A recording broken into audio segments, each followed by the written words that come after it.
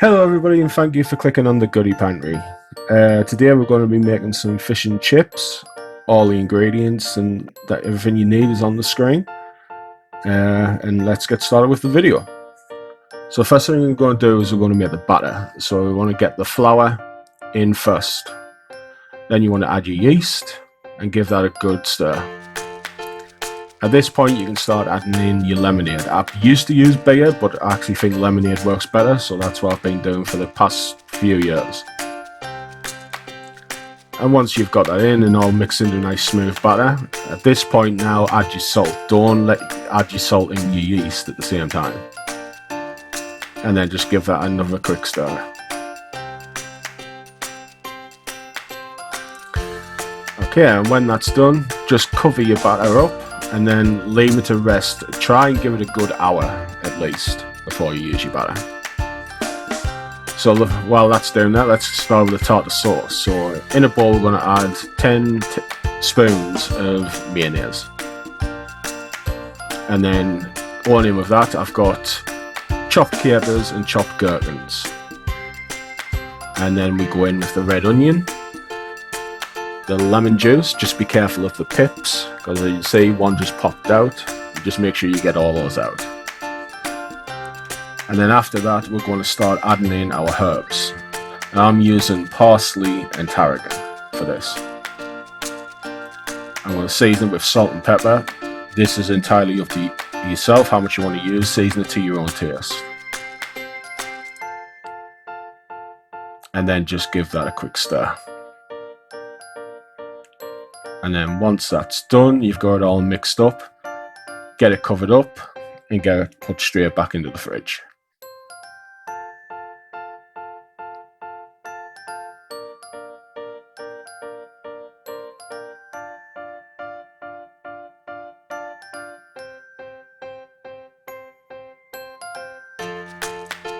Alright, now we're going to move on to potatoes. So I've got Maris Pipers here.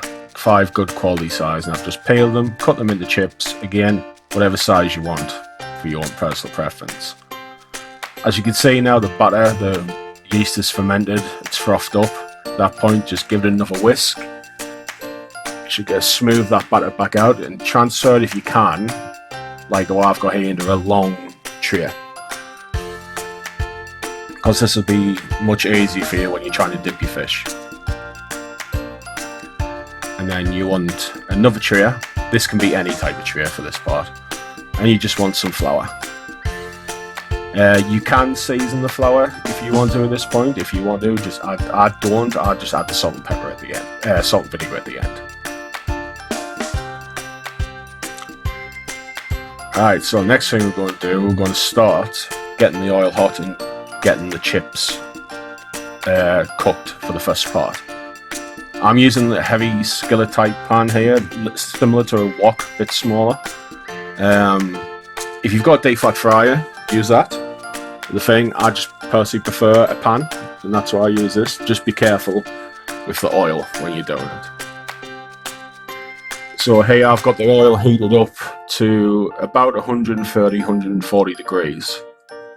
So see, when I drop the first chip in, it's not kicking off with the oil. This is the thing. So now get all your chips in, and we're going to blanch the chips.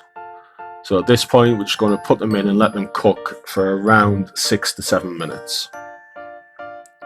And when they're done like this, you'll see they're still white in colour, but they're soft on the inside. So when you've got it at that point, just remove them from the oil and leave them to cool.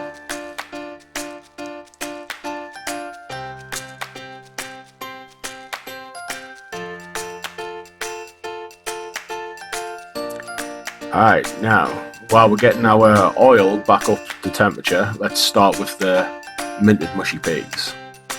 So I'm going to do these a little differently. I've been doing this way in the care homes for, I forgot how many years. Not everybody likes mushy peas. A lot of people like garden peas, so this was a compromise I was able to do for everybody. So in here we've got the frozen peas, which I'd already defrosted, and then I've just seasoned them up with salt and pepper.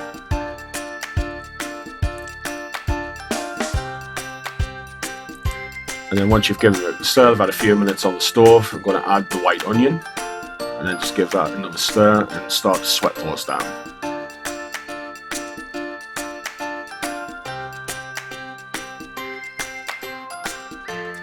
Alright, then once that's been on for a few minutes, you're going to add a good sized knob of butter, and then just repeat.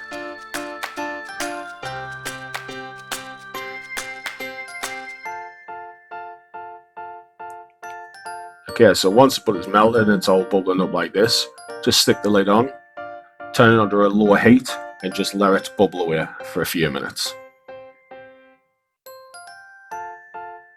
And there we have it, lid off. All the butter's now well cooked into the peas, the onions are nice and soft.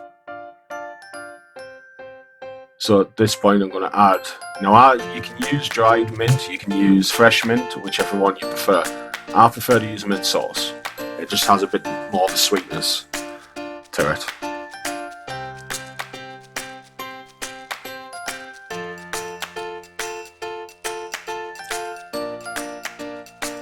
And then as you can see here, I'm just going to mash them down to create my mushy peas. The beauty of this way, if you don't like the taste of mushy peas, you can have mushy peas but with a garden pea taste, if you prefer those type of peas.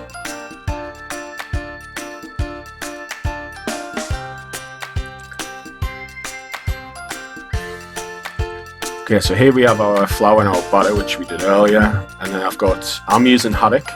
This is about a 150 to 170 gram piece. So when you got it coated in the flour, make sure you shake the excess flour off and just start dipping it side to side in the batter.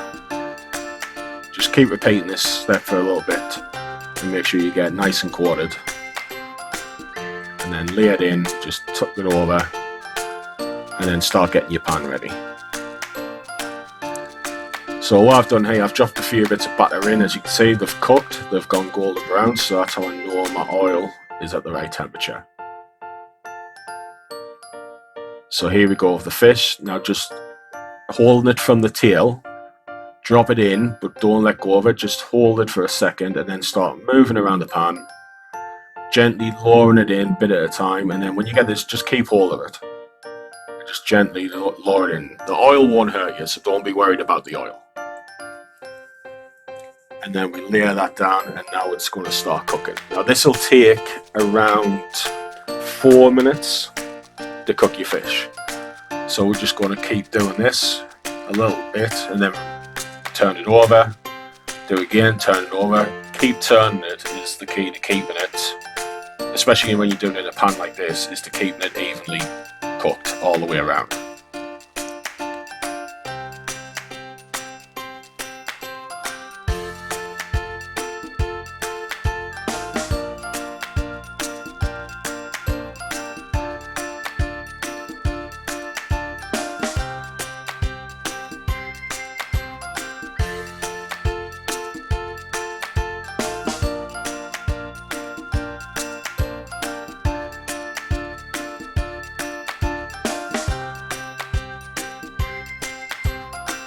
Alright, now that fish is now done. So as you can see, nice golden brown all the way around.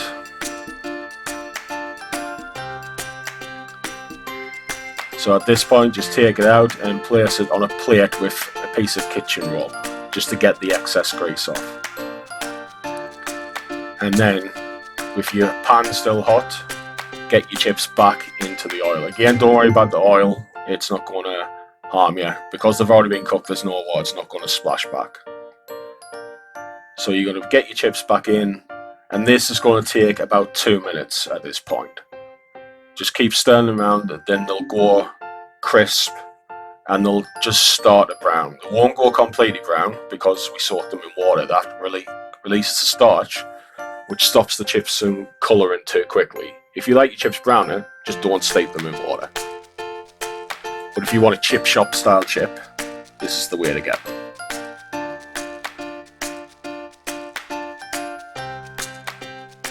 And then once they're ready and they're nice and crisp, take them out and remember to switch off your stove.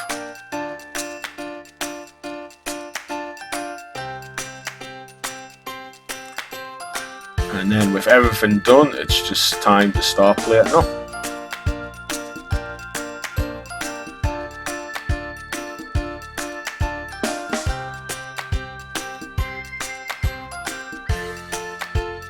So here we go, we've got our homemade tartar sauce. Now don't forget, whatever's left of this can go in a jar and in the fridge, and it should keep for at least a week. Next on is our chips.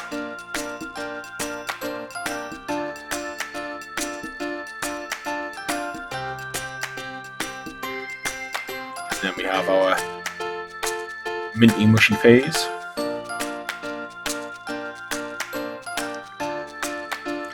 Half a lemon. Then we have some pickled onions. Good thing you can do is put the lid back on, stab a couple of holes in it, use the vinegar off that for your fish and chips. And then, just like in the chip shops, fish on top of the chips.